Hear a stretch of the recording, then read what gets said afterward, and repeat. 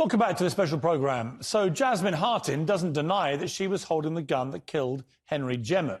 She does deny that sending text messages to the current police commissioner is unusual. Why are you text messaging the police commissioner at all? That's completely inappropriate, isn't it, for somebody under charges like you? No, I don't feel it's inappropriate.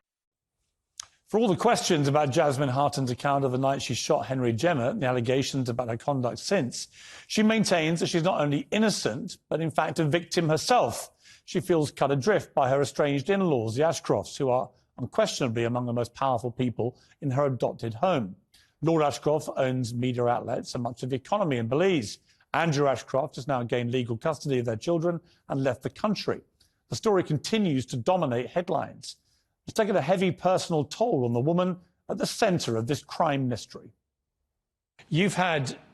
Obviously, you've been through a total nightmare. If your version of events is the correct one, it's been a nightmare time for you, not least because you've been separated from your twin 5-year-old children. You know, what has that been like for you as a mother?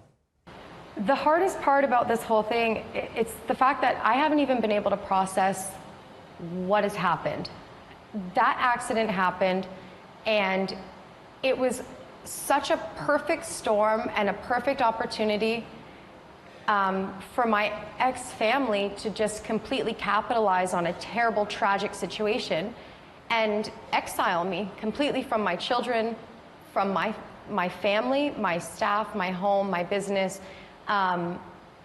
It's like they just completely, swiftly moved so strategically to exile me and just completely throw me to the wolves. I didn't even have a fork or a plate to eat off of.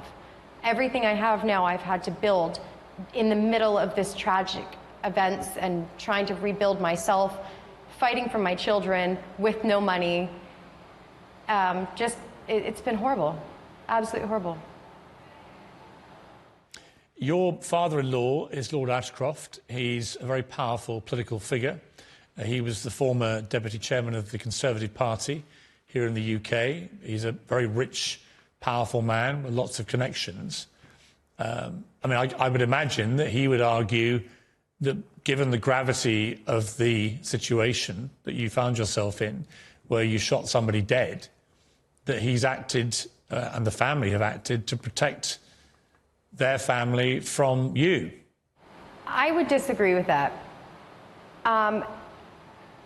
Michael and that family, they are so powerful in Belize. They saw me at the end of this horrible accident hanging from the edge of a cliff, and they could have simply offered me a helping hand. I could have gotten out of jail. I could have gone back to my home with my children and processed what happened and healed and been there with my family. That's what should have happened, and that's what they could have done. Jasmine, I want to ask you, if you're convicted here, it could be that you don't see your kids again for a very long time. Given how young they are and how devoted you were to them, what impact would that have on you? My kids are very confused. They don't understand what's going on. They want to be with me, and I don't know where my kids are even right now. It's been over 3 weeks since I've spoken to them. All I know is they got on a private flight. Andrew has taken them out of Belize, and I don't know where they are. So unfortunately, it's already as if I am in prison because I don't have my children with me. It's horrible. You're holding it together as you talk about this, but I would imagine there have been quite a few tears shed over this. I cry every day. I choose not to cry in public. That's just something I do in private. And I have to be strong, because if I cry and give up, he will win. He already has the business. I think, in my opinion, his ultimate goal is to have me behind bars, because it would just be so much easier. There's a very high chance that I don't do any time at all. With manslaughter by negligence, it's typically a fine, and I've already done time. So I don't know what will happen, but we have to leave it to the courts to decide. There was a piece in a newspaper about the case last week that ended by concluding that you're due for trial later this year. That will be, the piece said, when we learn just who the real Jasmine Hartin is. Murderous Jezebel, or a woman deeply wronged and set up for a fall by a vengeful dynasty. Yes, I saw that article. I'm definitely not a murderer, and I am being set up. I really am. This is terrifying. I've only ever seen things like this happen in movies. I'm literally trapped in a big unfair game, which is ironic because that's Michael's book, where captive lions are tranquilized and then hunted. And I strongly can relate to that right now. It's such a small country. Everybody's terrified of them. They own the bank, they own the newspapers, they own the economy of this country. The commissioner's their best friend. The prime minister stays at Alaya Hotel in San Pedro. The problem you have with all this is, I mean, all of that may be true, as far as I have no idea. What is indisputable is that you fired the gun which killed this man. That's indisputable, isn't it? I was holding the firearm when it went off, so... Yeah, but, I mean, they don't fire themselves, do they? Like I said, it's dark. I'm trying to release the magazine. And just to let you know, so you mentioned a comment about the shotgun. That's a very different mechanism than a 9mm gun, which I'm not familiar with at all. So if my hand touched the trigger, it wasn't intentional and I didn't know it happened.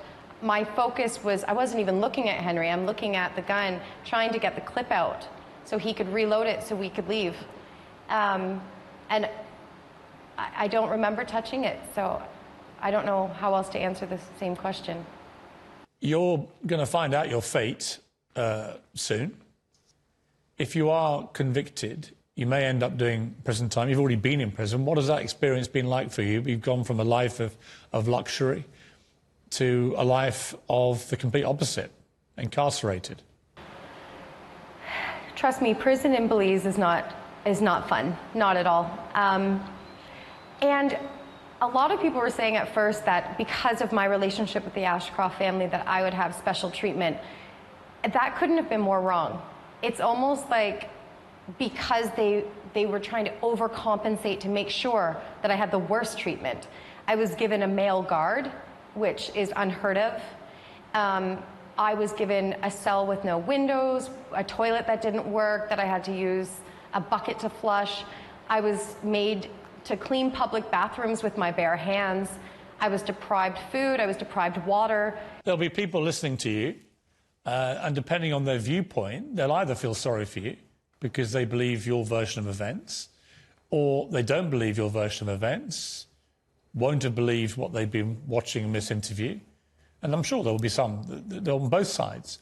But there are those who don't believe you, who think you deserve all of that and more, and should probably not come out of prison for a very long time. This goes back to, I don't understand what would be fair for an accident as far as justice. People say some comments are, lock me up, I deserve to spend my life in jail. But then there's other people with the exact same charge as me that has been maybe driving a car and accidentally caused fatality. And those people pay a couple $1,000s and they don't spend a day in jail.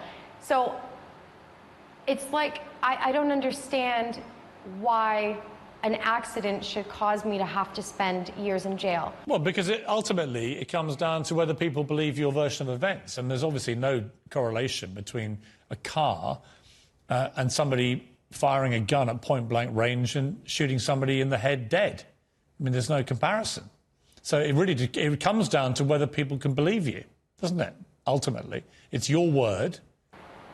So I think that ultimately what's on my side here, because there are no witnesses, it was myself and Henry on that pier. My evidence and the forensics, those are my witnesses. So everything I've said to the police from day one has been collaborated, which is why I'm facing the charge that I have. Well, we wrote to Andrew Ashcroft. His representative denies Jasmine Hartin's claims and says she's received the best legal support available in Belize. A spokesman said Mr Ashcroft's sole interest is the welfare and privacy of 2 young children. Consistent with that, he's provided information only to the custody court. Moreover, his very significant financial and other contributions to Ms Hartin's defence and protection following her arrest put a lie to any claim that Ms Hartin was thrown to the wolves. The reverse is true. Well, there are many remaining questions, aren't there, about the night that Henry Jemmott was shot dead. Some of them may never be answered. Really, only Jasmine Hartin knows what happened that night on the dock, why they were there, why they were playing with guns, why the gun went off without her apparently remembering having pulled the trigger. Maybe a court case will unravel the truth. But her changing story, the tabloid storm and her behaviour since that tragic night have all led some to cast doubt on her character in the court of public opinion. Ultimately, of course, it will be a court of law that determines her future. She's now awaiting trial for manslaughter by negligence later this year. And it'll be a courtroom that she now needs to convince. Jasmine, as you know, a lot of people just don't believe you. They think you're lying. They think that you deliberately shot him dead. How can you convince them that that's not the case? I'm almost tired of trying to convince people, to be honest. It's been a year. It's been over a year. I know my truth. The evidence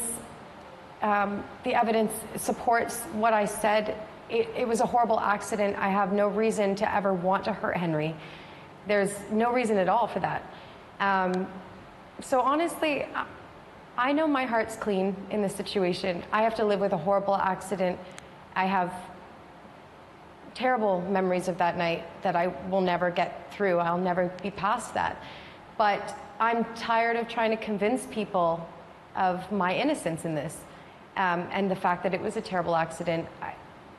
I just need to really live for my children and to fight for my life right now. I don't have the energy to try to convince people otherwise. So that was that. Did she convince you? You've heard from me, you've heard a lot from Jasmine Hartin. But what did you think? I want to hear from you, the viewers. You can send me a video response by email, dmpm@talk.tv.